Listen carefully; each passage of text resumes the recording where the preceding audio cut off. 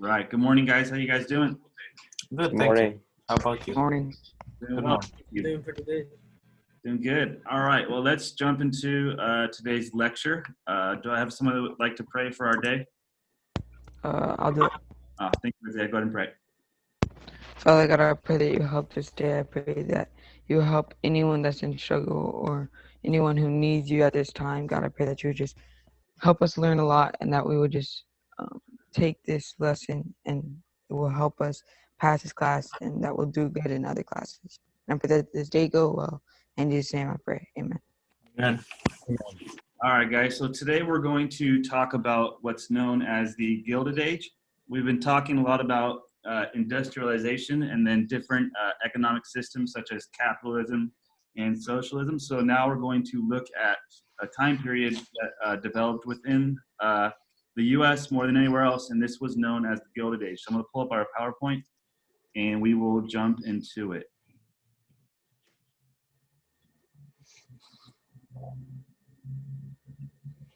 All right. Can everybody see my screen? Yeah. All right. So the Gilded Age was a time period mainly around the 1870s to the early 1900s.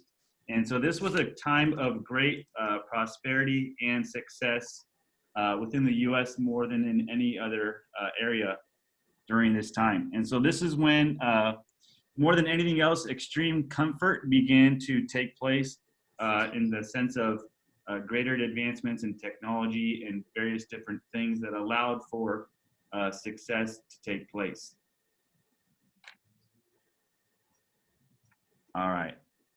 And so the United States rose at the end of the Civil War to the early 1900s from a second-rate country to being the premier industrial leader because of, more than any other factor, entrepreneurs. And so does anybody know what an entrepreneur is? Somebody who starts a business from scratch. Yeah. Someone who takes greater risk than usual to sell something. Exactly. Yeah. So an entrepreneur is a person who organizes and operates a business or businesses and they take on greater than normal financial risks in order to do so. And so the Gilded Age was given this name during this time period of success, and it was driven by an entrepreneurial spirit in which many individuals saw opportunities to use their ingenuity and to establish new businesses during this time period. All right, and so looking at some of the reasons for this new prosperity, there were a number of things. Number one, there were new sources of energy and new discoveries. Number two, you have a rise in a capitalistic society. And number three, you have greater power and opportunity through colonialism. And so in terms of new energy and discoveries, you have first steam. And so you have a new source of energy known as steam, used for steam engines and various other things. Second, you have electricity, which opens, the doors for various different inventions and for other opportunities in terms of working in industries. You have a capitalistic society, so each individual has the opportunity to create and organize themselves into a position where they could obtain greater wealth. And lastly, you have this idea or this process of colonialism in which people are expanding their borders. However, there are some negative effects of some of these things, which we'll get to towards the end of our lecture today. All right, and so in science, you have a great deal of advancements that are taking place during this time in the field of science. One of them being electric power. And so various individuals create certain things that allow for electricity to begin to be used at a much more rapid rate. You have electromagnetic induction. You have Einstein's theory of relativity. You have the internal combustion engine that is formed, also the electromagnetic theory of light. And so with electricity, you have the power to now have light. And so the light bulb in and of itself allowed people to work at night. And so with that light, individuals can work longer hours, which leads to greater production. You have different types of engines that are being formed, and so you have a greater opportunity for transportation, whether it be by sea or by land. And so through science, you have more efficient methods of communication and technology that are taking place. And so just to give you a few examples here of some of the technology that was being worked on and created during this time or invented by various different people, you have the electric battery, you have the sewing machine, the safety pin, a camera, automobile, telephone, and radio. And just to give you a few important dates, 1876, Alexander Graham Bell invents the telephone. In 1879, you have Thomas Edison perfects the electric light bulb. Also in 1879, you have the construction of the Panama Canal, which begins to be developed, which allows for greater transportation. In 1896, William S. Hadaway invents the electric stove. 1899, T. Marshall invents the household refrigerator. 1903, the Wright brothers complete the first successful airplane flight.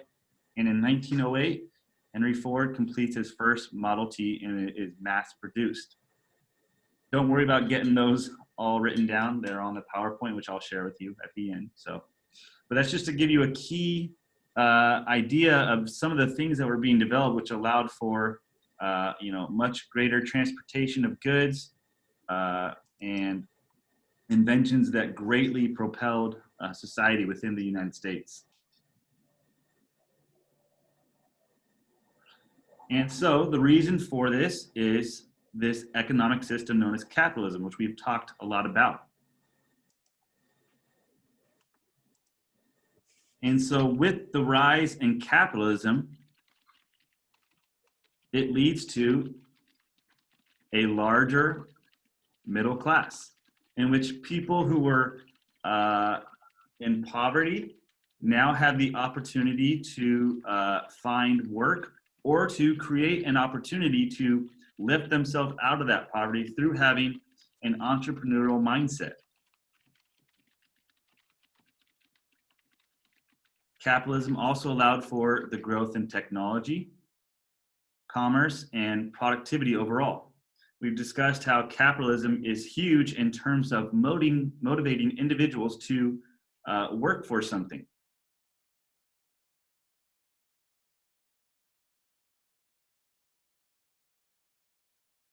And this ultimately leads to an increased life expectancy. So for example, science began to have a greater impact and discovery in terms of medicine, which also allowed for a longer life expectancy.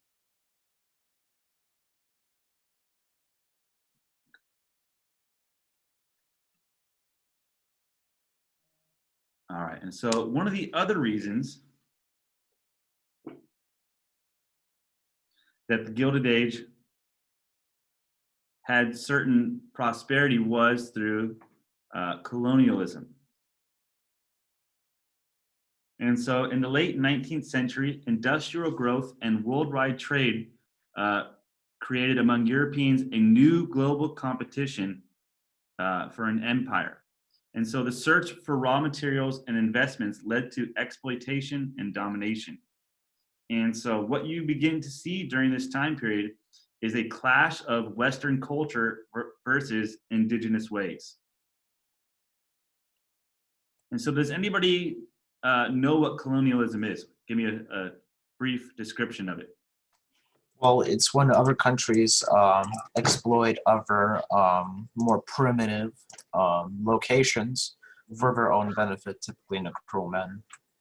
And they basically literally colonize it by building their own settlements as well. Exactly it. So colonialism is when a certain country or region begins to colonize other places around the world, mainly for wealth and for political gain. And so colonialism became a widespread practice during this time. And so various European powers begin to dominate the globe within the Americas, within Asia, within Africa, and various other places. And so what this does is it spreads Western civilization. However, some of the negative effects of this, in which Nazari just brought up, is that it also exploits people and resources. And so one of the negative effects of this is that individuals begin to be taken advantage of, and their raw resources and materials begin to be taken advantage of. And so although it leads to prosperity for certain countries, it also has very negative effects on the countries that are being exploited. And more than anything, Westerners begin to impose their Western culture upon other cultures, which more than anything is going to lead to conflict.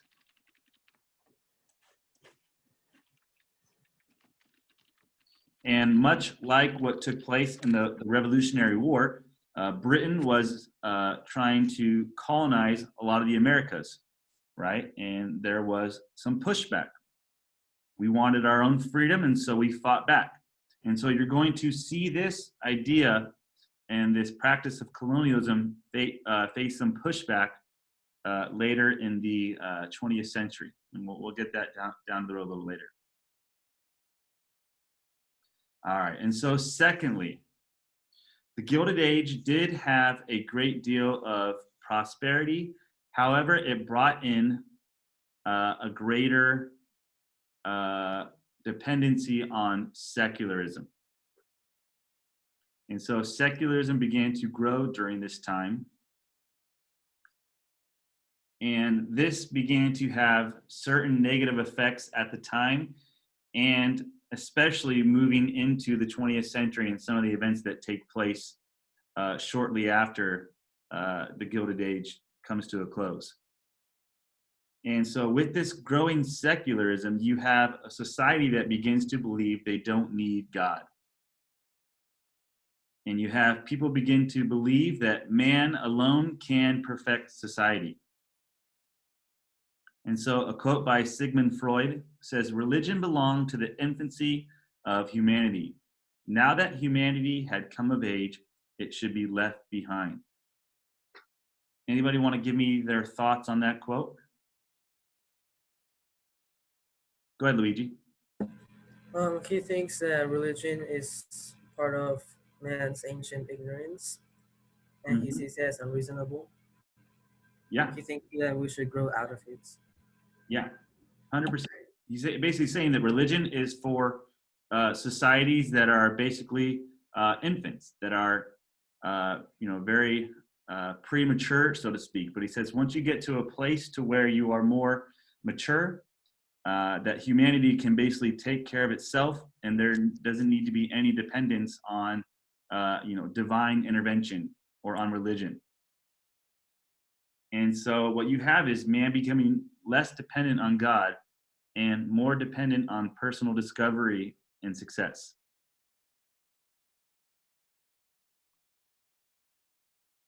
And so more than anything, becomes this idea that man can perfect society. And so you have various individuals and philosophies that begin to be discussed and practiced during this time. And so they believe that through education, man is generally good. And this forms a new type of liberalism. And it's very dangerous in the sense that there's a shift from freedom from government to now having all needs met by government. What is this an example of, or what is this explaining? what is that dependency on government alone? What type of economic system? Socialism. Socialism. And so some of the ideas of socialism begin to creep in during this time, right? And very liberal theologies and a social gospel, so to speak, begins to be discussed. And so what's taking place essentially is that reason and science begin to replace God or supernatural divine interventions. It replaces the supernatural with social ethics. And as we've seen throughout history, anytime you take away or take steps away towards allowing God to intervene in society, it ultimately usually leads to chaos. And so through this, people begin to reject the authority of the Bible. And so an individual who helped to usher this in was Charles Darwin and his theory of evolution. It's interesting because Darwin never actually said that he disbelieved in God. It's just a lot of people can warped his ideas to fit their own agenda. 100%. Yeah. And his ideas, though, allowed people to believe that there was no need for God. And it ushered in and gave credibility to atheism. And so, like you just said, Nazar, that's a great point. People began to use his work as a means of explaining creation and removing God from the equation.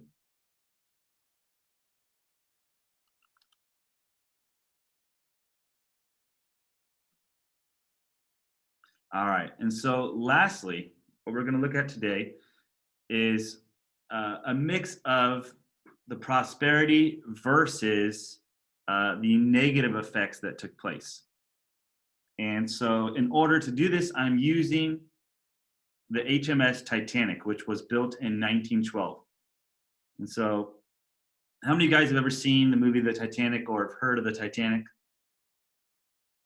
I have heard of it. I never saw the movie though. I don't have a general premise, however.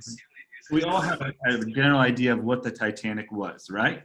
I've heard of it, yeah. Yeah. And so the Titanic was essentially the epitome of power and progress of the age. It was the largest, fastest, most luxurious ocean liner built up until that time. Right? So it's this magnificent creation of man, so to speak, and it demonstrated man's intellectual power, their ability to create and to invent, right? And so it was so revered and respected that one of the individuals who was an employee of building this massive ship, he is quoted as saying, "Even God can't sink this ship." That's a very interesting quote. What do you guys think about that quote? Any thoughts on that quote? I feel like I didn't believe in God then, and doesn't know what he's capable of. Yeah, so they're basically saying that man alone can, create things or invent things that are beyond this idea of God. And so this is kind of an example of through the prosperity, right? This is a remarkable feat to build this ship. However, through that success, you are removing God and you are leaning towards secularism to an extent that is dangerous for society. And so you're going to see this idea of secularism play out throughout history in the 20th century, and it leads to some very dangerous and very detrimental events. I feel like as he said that quote and as they were successful in making the ship, their pride just got in the way to a point where they didn't even need to say that, but they still said that anyways, just to I don't know, be prideful. Yeah, yeah. And so through secularism, you have extreme pride that's taking place. And so, although it's very tragic what took place, oh, you have a question, Luigi? Yeah, do you think that the whole God can sink this ship part was popular propaganda at the time because they knew it was a popular way of thinking? Yeah, I They mean, thought that maybe it could be a means of propaganda in terms of, showing off this tremendous accomplishment. But also it could just be, mere ignorance. Someone just in the moment being proud of their work and saying, you know what, this is so good that, not even God could have done this. So it could be a mix. I can't really judge where this individual is coming from. However, it is very clear that they believe that their accomplishments were equivalent to or greater than what God could have done. Very foolish, in my opinion. And so sadly, we know what we remember the Titanic for is that on its maiden voyage or its first big voyage, it sinks. And so this individual, unfortunately, had to eat his words in the sense that it was poorly designed in certain areas, in particular its water compartments.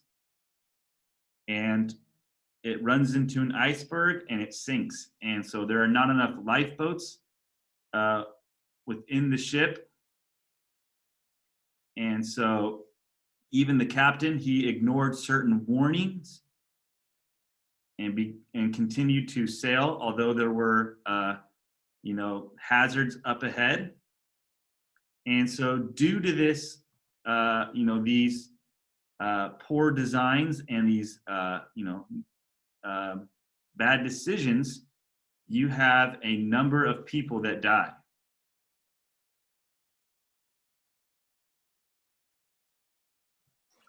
And so over 1,500 people die during this event.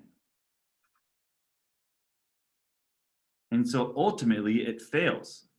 It was a win in terms of building this amazing ship. However, it sinks and you have a great loss of life. And so after the ship ran into an iceberg, it only took 2 hours and 40 minutes for the ship to sink completely. Oh man, I bet that was unsinkable to them. Yeah. And so this Unthinkable, unsinkable. unthinkable. Yeah. See that little- All right. And so Mark Twain has this quote. It says, "The difference between savage and civilized man, one is painted, the other is gilded." And so Mark Twain himself is the individual who coined the phrase the Gilded Age. And so we get this term, the Gilded Age, from Mark Twain. And so does anybody know the definition of gilded?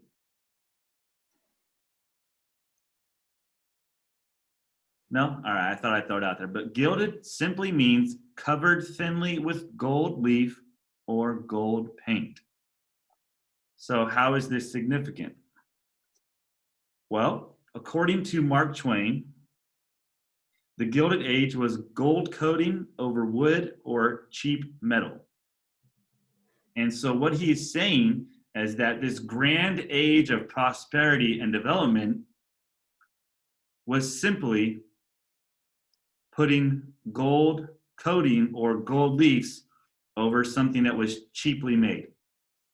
And so he's saying there's superficial quality and value that was being praised during this time. And ultimately that there was inner weakness taking place.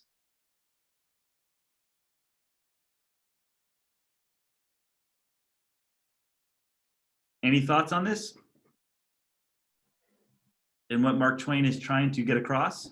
yeah. So, Perhaps that, oh, go on, Luigi. So, thanks, man.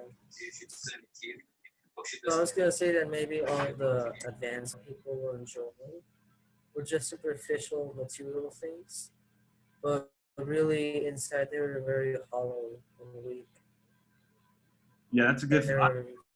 And they were worse than they were in the past. Mm-hmm. Okay. Yeah.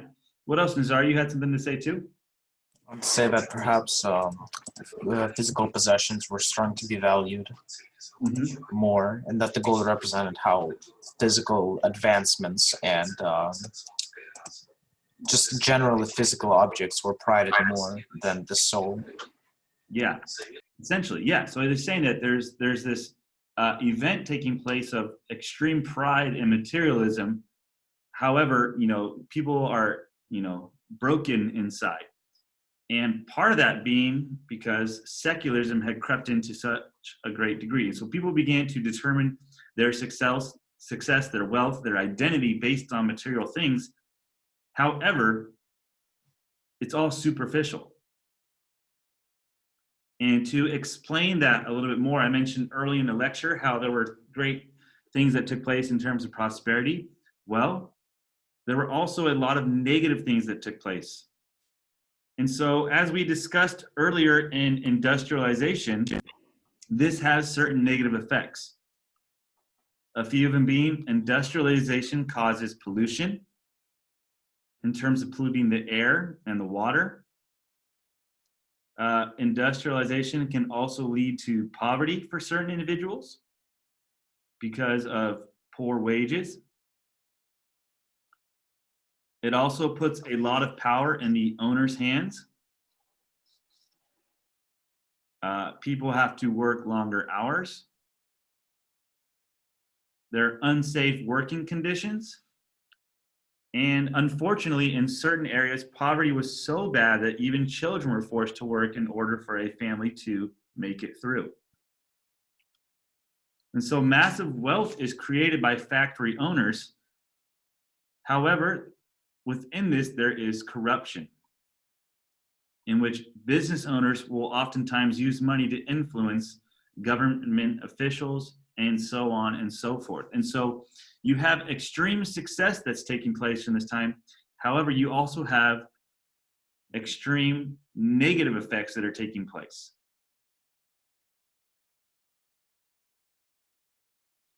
And so what? Why is this important? Well, by 1900, Western civilization is at a critical moment. There's unprecedented dominance and prosperity around the world. However, there's also a growing rejection of biblical foundation that put it there. And so, like we've talked about in this lecture, you guys have brought up some great points. Man's pride and ideas is about to usher in some of the worst events in human history.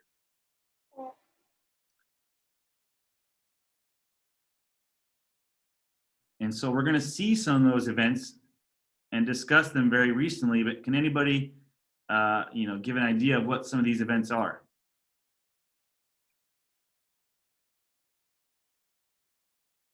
Well, perhaps the world wars, which were caused by secular ideas, that some people were more superior than the others, and assassinations of Frank Ferdinand.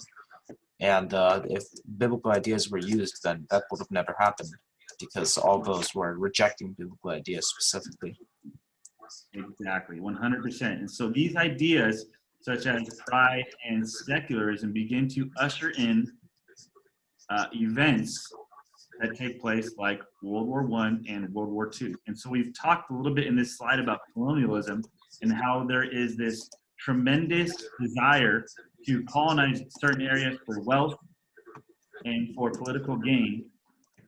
And so a culmination of all these ideas leads to serious tragedies, being World War I and World War II. So we're going to talk about how this Gilded Age ushered in certain prosperity, but also leads to incredible loss within the 20th century. All right. And so that is all for our lecture today, guys. And at this point, I would like for you guys to log on to Google Classroom and complete your lecture summary and your lecture analysis question for the day, and we will meet back in class tomorrow. I see. All right. Have a wonderful day, guys. I will see you tomorrow.